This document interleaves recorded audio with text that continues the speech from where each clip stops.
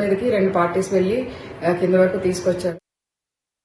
ఆదిలాబాద్ జిల్లా జైనథ్ మండలం సాంగ్వి కే గ్రామంలో ఏఐసిసి పిలుపు మేరకు కంది శ్రీనివాసరెడ్డి ఆదేశానుసారం జై బాపు జై భీమ్ జై సంవిధాన్ కార్యక్రమం కాంగ్రెస్ పార్టీ శ్రేణులు నిర్వహించాయి. బడుగు బలహీన వర్గాల వారి కోసం తయారు చేసిన రాజ్యాంగాన్ని మార్చే ప్రయత్నం చేసే కేంద్ర ప్రభుత్వం చేస్తుందని కాంగ్రెస్ పార్టీ సీనియర్ నాయకులు గిమ్మ సంతోష్ మండిపడ్డారు. అదేవిధంగా కేంద్ర ప్రభుత్వం తన వైఖరిని మార్చుకోకపోతే ఈ ఉద్యమం పెద్ద ఎత్తున చేస్తామని హెచ్చరించారు. రాజ్యాంగాన్ని కాపాడుకునే హక్కు మనందరిదని ఆయన తెలిపారు. అనంతరం కార్యక్రమంలో జైనథ్ మండల market committee chairman Alluri Ashok Reddy పలు అభివృద్ధి పనులకు శంకుస్థాపనలు చేశారు.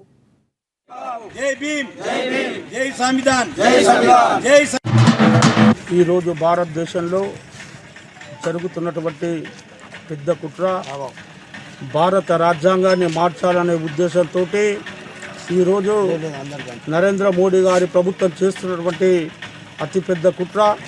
మరి ముఖ్యంగా రాహుల్ గాంధీ గారి నాయకత్వంలో, మల్లికార్జున ఖార్గే గారి నాయకత్వంలో ఏఐసిసి తీసుకున్నటువంటి ఈ కార్యక్రమాన్ని జై భీమ్ జై బాపు జై సంవిధాన్ అనే కార్యక్రమాన్ని ఈరోజు దేశవ్యాప్తంగా కాంగ్రెస్ పార్టీ ఆధ్వర్యంలో నిర్వహించడం జరుగుతూ ఉంది. మరి ముఖ్యంగా భారతీయ జనతా పార్టీ ఆలోచన, కేంద్ర ప్రభుత్వం ఆలోచన ఏంటంటే ఇవాళ ఎస్సీ వర్గాలకు కానీ బీసీ వర్గాలకు కానీ ఉన్నటువంటి రిజర్వేషన్ని ఎత్తివేయాలని ఒక దృఢమైనటువంటి ఆలోచనతోటి ఉన్నది.